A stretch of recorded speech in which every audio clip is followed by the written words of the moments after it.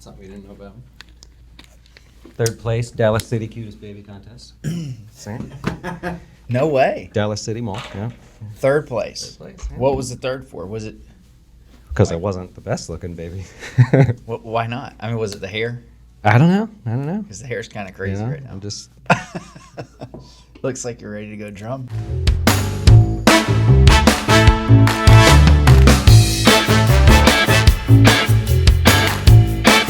Hey, welcome to Fin Tips, everybody. It's another duet of a Fin Tips there. See that what I did with the Jazz Wealth? With the Duet? The music reference there. I'm Dustin Tibbetts, financial advisor with Jazz Wealth. It says so on the shirt. And over there, that's Eric W. Powell, grandson of Jerome Powell. Grandson? Yeah. That's my great uncle, actually. Great uncle. Great uncle. Is he going to be raising rates? Do you know? Yeah, I gonna raise definitely the think rates. he's raising rates. I've had some talks with him. You know, we got it like that. Okay. And it turns out the insider trading thing works for the Fed. They were cleared of all wrongdoing of insider trading. Oh, isn't that nice? So, I mean, are you you're in there too. So if you want to Yeah, that's fine. get any tips, you want to share with the audience? Well, maybe I can put my ear up to the door and hear what's going on too. Okay. Kind of like some of the others out there. Oh, yeah. Pelosi. All right. Cody gets so worked up by that, by the way, when I'm doing the closing beat. I said something about Nancy Pelosi and his little eyes perk up and he goes, no, don't start. It has to do with finance. We get to talk about it. Yeah. Anyways, we are here today. What are we going to talk about? Yeah, so we're going to talk a little bit about Jim Cramer to start this off. This is Did you say Jim? Jim Cramer. Jim Cramer? What if he goes James Cramer? Ah, yeah, he's an interesting character. I could be. Yeah. Buy. Sell. Yeah. So the interesting thing with him, though, is they did an article on him a little while back. It was out and it was published. I think it was CNBC talked about it, how 50% of his money is in cash.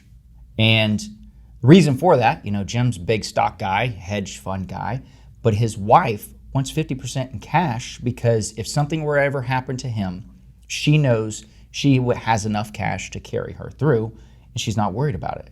Now, I understand they're in a very different position. Tax with the bracket. amount of money that they have. Yeah. But for me as an advisor, I'm thinking, would I not at least line my wife up with somebody else that I knew? Like, Yep. you know, we've had this conversation. I've told you, well, hey, if something happens to me, I want my wife to come talk to you to make sure she's taken care of. Yep. I mean, that's... What was so Josh Scanlon on the Heritage Wealth Channel, Yeah. he's even gone through that. He didn't choose me, by the way, but it's okay. I understand somebody a little closer to him. Okay. But it's the same concept. Anybody who has a deep financial background usually says, I know a guy, you know, I've known him, or, you know, he's not going to sell you anything. He's going to be perfect. But old Jim Cramer, you know, his wife, she I think put her foot down on this one and said, it's got to be cash. So the argument or the discussion today is, should he have said yes? Being Jim Cramer, right? Should he have said, oh, maybe we could do something else? Or what would you do in your life? And I always joke, if you're watching the videos there, that you can ask us anything, right? We're totally transparent with anything. So I'm going to start with Eric and go, what do you do in your life? Oh, all right. You and the missus. Let's be a little transparent. How do you do it? Yeah, so... Eric's, by the way, he's rich right now because he sold his house, right? I'm homeless right this He's homeless, but he's isn't it funny? Yeah. Wealthy on paper, but I have nowhere to hang. Yeah. Sometimes I don't know. So that is one of those that, you know, that in itself was a big financial discussion with my wife. I may or may not have made the decision ultimately. That's Without her being on board, and that's a tough one. I like that you said discussion there, because I've had many a discussion with my wife, and I can only imagine how that discussion went with you. Yeah. So sometimes it's a bit difficult, but in general, I think, you know, looking at Cramer's situation and knowing, you know, where they are and stuff, I still think the idea of having somebody that is there aligned to help makes sense. For me, I know that we have combined our finances. You know, there is the side of business. Business stuff always stays separate, but then, you know, in any business, you create a payroll, you know, and you pay yourself. But then that's my wife's money as much as it is my money. Well, okay, so let's stop there for a second then. So you combine your finances, and in this case, we're referencing the Jim Cramer and his wife, if something happens to you, does your wife know passwords? I mean, does she feel confident to go, okay, I could take over. I got this. I think that she knows enough but it's still a windy road. And she's definitely not able to do what we do. I mean, she's not confident with that, and that's okay. That's not her wheelhouse, and that's what we do for a living. It's kind of like, she's a nurse, and so I don't, if I were to go, I'm not going to be a nurse on myself, I guess you could say. So I don't expect her to do that. I would want her to speak with you on those direct things, to be able to basically jump right back in. And that's where, planning comes into play. Because from a financial planning perspective, if I always tell people when I'm talking on the phone with them, clients especially, I'm like, hey, if you have a second, whether it's the wife or the husband, it seems as though there's always that one person in the relationship that's the main financial person. Yeah. And I always just encourage them, hey, if you want, get your wife or your husband on the phone sometime too. Love to just introduce myself, chat with them a bit, because ultimately if something were to happen, you got to have that plan B. Well, sadly through COVID, I've had numerous spouses go, my husband had this account, he was with you, I know of you, but I've never talked to you, I need help. That happened a lot. We had a lot of people not make it through COVID. But not to change the subject, so going back to your finances, because I'll share mine, I guess, as well, but you, do both of you pay the bills? Or do you each see the bills, talk about it or anything? Or do you just go, I got it, I'm home, I'll take care of it? Yeah, so I basically handle everything when it comes to our overall finances. Okay. A lot of it's auto bill pay, which is nice anymore. Yeah. But she generally just knows, hey, it's taken care of when it comes to that. And that is something that, hey, it's kind of a confession even as an advisor. I mean, we're human. Yeah. Just talking on this, it makes me think, wow, if something were to happen to me tomorrow, just making sure that she is aware so that she doesn't have that stress. Like anything I can do, because, oh my gosh. Well, think of all the times you've even looked at me and you've said, like, God, if something happens to you, Dustin, what do we do?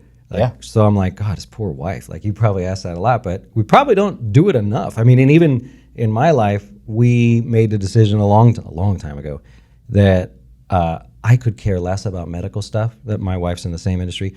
I could care less. Look, if my hand hurts or my head hurts, I just want to tell you, you just take care of it. And she doesn't like the money side.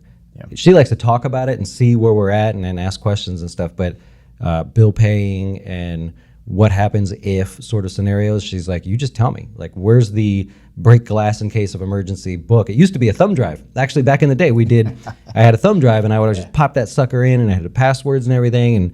And there was the emergency tab on the Excel spreadsheet. And that just worked for us. But in truth, she just doesn't ask much about money. It's not her thing. And is that wrong? Right? I see so many clients that we work with. I mean, there's always generally that one person. It's rare that you see two people in a relationship and they're both so in tune with finances. There's almost always that one. Yeah, I mean, I've worked with things with my wife for the longest time. I mean, there were times where I would just say, hey, if I knew everything about our finances and our overall financial picture, to the point where I'm like, all right, we got to slow it down a little bit. Yep. Or, hey, we did a little this too much, or you slow it down on buying on Amazon. Whatever the case is, I could literally, pinpoint that. Versus her, she just knew she could just live until I either said hit the brakes or something else. Yep. But that kind of brings me to something, because I'm kind of curious, because I was sitting here looking at some stats here. I mean, the second leading cause of divorce behind infidelity, which, I mean, yeah, that's a fair one. That's valid there. Yeah. Is money arguments. And I mean, rightfully so, money is such an important part of a relationship. Yeah.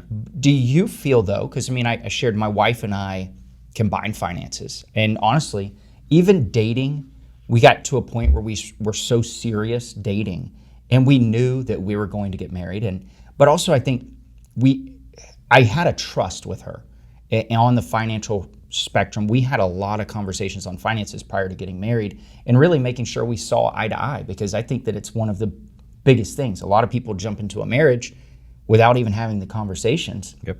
And that leads to the divorce, because, hey, you have the one who's just horrible and just blows all the money, and then you have the other one who's like a, Davy Ramsey putting it in envelopes, and that will create some problems. So what are your thoughts for people in general? What would you recommend on this? Is it a one size fits all, or is it? No, I don't think it's I don't think one way is wrong. I hate when people say like you have to do it like this together, sit down 10 minutes a week and talk about your finances. You don't want to bore somebody to death. One of the things I tried to do when my daughter was growing up was me and the missus would talk, just kind of, hey, what bill went up? Because it's always in my head. Like, that thing is $77, and if I see 78, we have to talk, right? So it's always stuck in my head. I'm interested.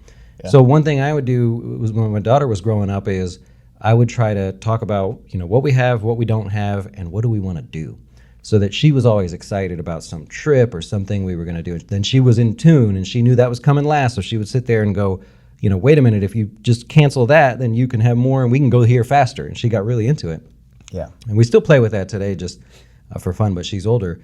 The financial side of it for us was way different because we didn't go out on our own in our lives and then all of a sudden have our own financial, habits and stuff, then get together and try to make it work. We both started out in our lives together. Yeah. So, and it was, there was no conversation to have because there was no dollar, right? It was no extra dollar, so nobody was going to spend anything. So that was different. And so I have a hard time putting that on people and saying, you should do it this way. Well, not everybody started their life at, 17 and a half years old, like, holy cow, we're a family, let's do this. Right. So a little different. It's hard to give that kind of advice because it doesn't happen to everybody. Yeah, it's interesting. It's right here is saying that more than 1/3 of couples keep their finances in separate accounts. Another 39% were fully merged or all in with sharing joint bank accounts, credit cards, and bills. That's my wife and I, all in on everything. Well, so my best friend, actually, they keep their money separate. Really? For 20 years. They got married just out of high school too, and 20 years. So what they do is he has bills he pays for, she has bills they pay for, whatever's left over they get to have fun with, and they don't really talk about it. Okay. I couldn't do that, but these are two people who have always made basically the same amount of money, and when they get raises and they imbalance, they just say, okay, fine, you're going to take care of daycare from now on, you're making more, that's fine, so that they end up with about the same disposable income.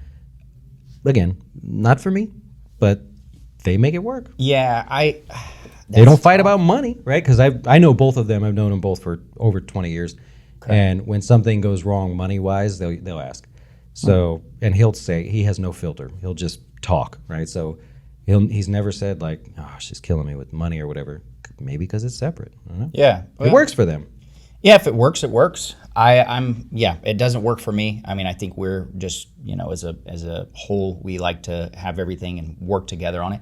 I think one of the big problems I do see with some people though is where the breadwinner is the one who kind of controls finances, and then I make sure that the wife or the husband gets this much, almost like an allowance. Yep. And it's almost like treating it as though it's a child versus a relationship. Yeah, I don't like that one. And that's kind of a dangerous road. But then at the same time, I do see the elderly people who get, maybe something happens and there's a passing, or even a combined family or a mixed family, I guess you could say, where later on in life you get a divorce or somebody passes, whatever the case is, you get remarried. That's one where I generally do see a little bit more of separation. Maybe they have some things over here, some over here, because beneficiaries. This is going to my kids. This is going to your kids. Mm-hmm. So yeah, it's definitely not a one size fits all like some people try to make it to be. The deal where you say I will handle the finances and tell you how much you can spend and give that to them, or like if you give them an allowance or something, that never works because there's nothing positive to celebrate there. You will only pick on your spouse if they spent more. You will never say, congratulations and good job for not spending your allowance. It doesn't work that way. So it's always negativity going at you. I personally would be the guy to say, if you let me take care of the finances, I would just occasionally say, here's some money. We had extra and I have nothing I want to do with it. Would you like to go spend it? Because then you're coming at it from a positive instead of saying, you bastard, you spent too much money. I've watched people fight with that. That one doesn't work. That's good. Yeah, that's good. No, that's that tip of the day for you. Psychological perspective. Why I did, I think we'll probably bore people if we go on too much longer. But at the same time, I'm listening to this Audible book on tape. What is it? Simon Sinek, I think is his name. It's the something about why. I'd have to look. When you get on Audible, you don't even know exact titles. Yep. So the idea with it though is it's talking about leadership and all these different things, but it's talking about the reason why you do things. And really having a why with the money does help. And just what you said, you bringing it back to when you were talking about, your family and really trying to get them excited about something, having that why to work towards. So, no matter what it is in finances, whether you're keeping it separate or not, really having a why linked to everything that you're doing is... You got to be excited. There has to be something to be excited about, because at the end of the day, who really likes to sit down and budget out dollars and stuff? But if it means you're going to Disney World, right? We got props here. Things like that. That was what my daughter was into. I vividly remember one time where she wanted to go do the skydiving in the inside building there. Cool. And we just said, well, let's figure out how we do that by X number of days or whatever it was. And we worked it out. She was into it, and she would ask, like, did you make enough? Or how'd you do this week? Or go to the store, and she wouldn't ask for candy. She said, I'm going skydiving. Nice. Anyways, right? A little longer today. We gave it a shot. Anything else you want to add? No. We appreciate the feedback on the last one. We'd love to hear some more feedback. Let us know in the comments, what you think. If you still like this format, if you have topics, we're always looking for topics, stuff that we want to talk about, and or that you want us to talk about. And we're clearly assuming that this is going to work, and you're going to like this because we've set up the TV to start showing charts and all that good stuff. So we will attempt this again at some point. Let us know what you think, and more importantly, if you hit the subscribe button, we're supposed to ask you for that. That helps us out, makes us look bigger, right? And appreciate you following along. Have a good rest of your day. I'll see you later.